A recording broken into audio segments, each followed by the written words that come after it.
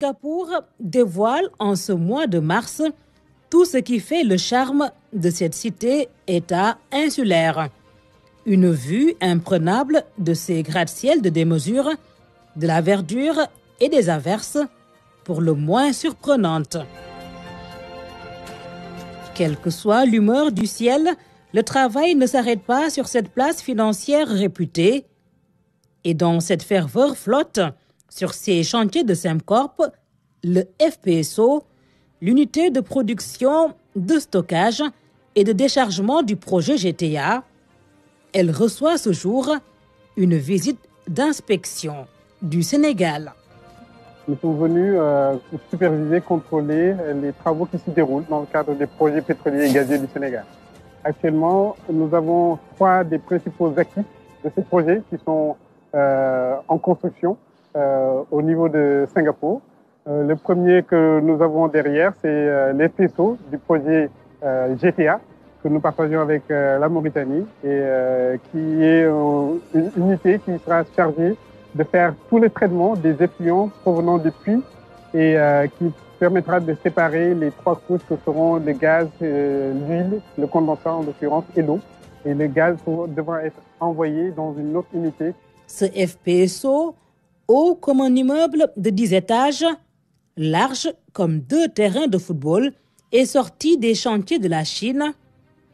À Singapour, il marque un arrêt pour la finalisation de ces modules. L'équipe technique sénégalaise pose un œil d'expert sur toute la superstructure. Là, nous sommes venus un peu faire constater de visu l'avancement des travaux.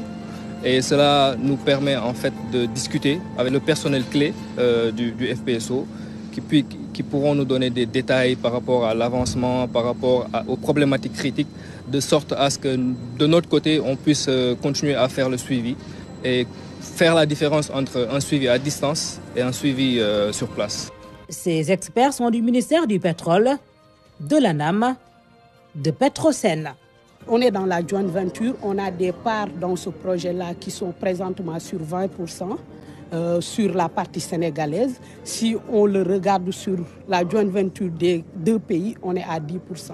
Mais pour la partie sénégalaise, on est à 20%. Donc présentement, Petrosen, ce qu'il fait, il suit le projet dans sa globalité, d'amont en aval, depuis la partie subsurface, qui est tout ce qui est puits, la partie subsea, la partie FPSO. Il nous donne toutes les informations dont on a besoin. Et ces experts qui diagnostiquent ce bateau au détail, qui enquêtent et qui questionnent, sont pour beaucoup des produits de l'école sénégalaise. Alors moi, je suis un produit de l'Institut national du pétrole et du gaz.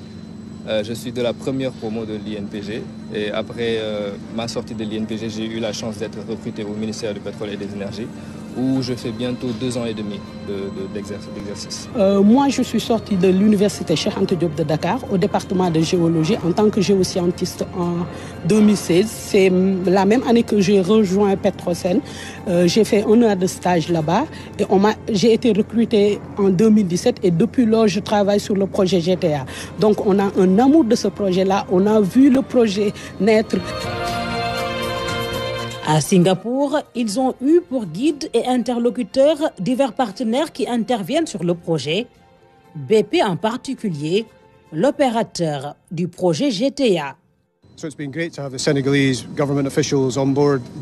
Aujourd'hui, accueillir la délégation du Sénégal sur ce navire, c'était juste pour montrer l'opérationnalité de ce navire, la fonction qu'elle aura dans le projet GTA et également de montrer la partie marine de ce navire et également les parties qu'on appelle hookups, comment ça va être installé une fois arrivé dans les eaux du Sénégal et de la Mauritanie.